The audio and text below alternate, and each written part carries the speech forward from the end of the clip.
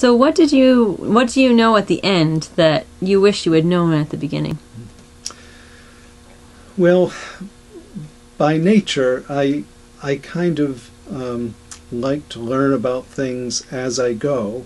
So I guess initially I want to say that I'm sort of glad to have learned about the congregation in bits and pieces along the way, and that's the way I prefer to learn. I don't really need to know a lot up front, and sometimes probably the more I know, the more difficult it might make it seem.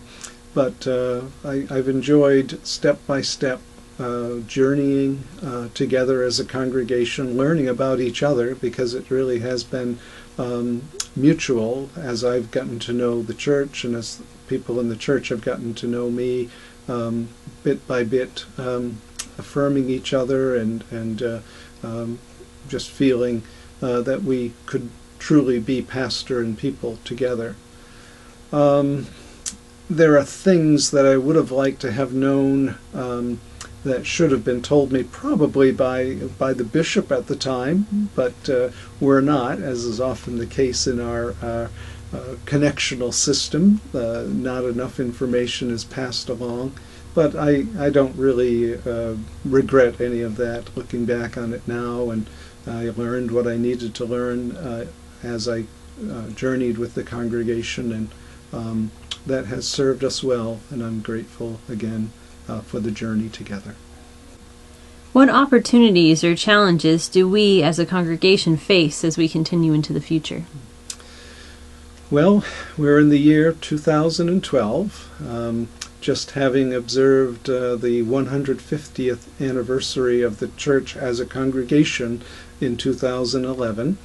And for the first time, the church will have a female pastor starting in July of 2012.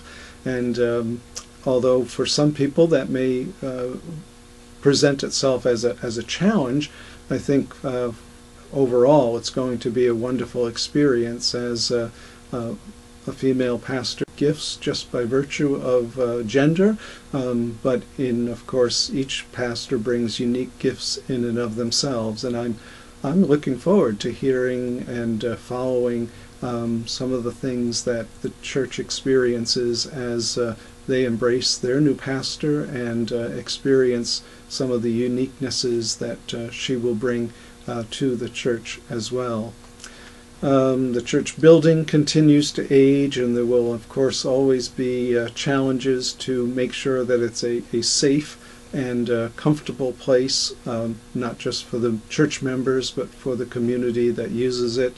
Financially, things are not getting easier for churches as the expenses of being the church, at least as we've known it in the past, continue to grow, and the resources to meet them stay the same more often than not. I suppose the biggest challenge, though, will be to know how to adapt to the culture in which we live in a way that has integrity for the church as a Christian community, but also adjusts and adopts some perhaps ways of doing things that might be necessary in order to attract people in this particular day and age, as we as a society continue to become more electronically oriented and continue to utilize some of the opportunities that are available through media that when I first started as a pastor I could not even have imagined would ever be a part of the life of the church. I guess just adjusting to change and being willing to take some risks and recognize that even if those risks prove to be failures, they're worth taking in and of themselves. And eventually the church will get it right, and as it's open to God and God's Spirit, it will be able to become what it needs to be in order to be a vital and active congregation into its second 150 years. Is there anything else you would like to share? I guess the only thing I will share is that as my time here at the church comes to an end, thank you to God for seeing fit for me to be a pastor in the first place and to be a pastor here. Thank you to the congregation that has made it all so worthwhile.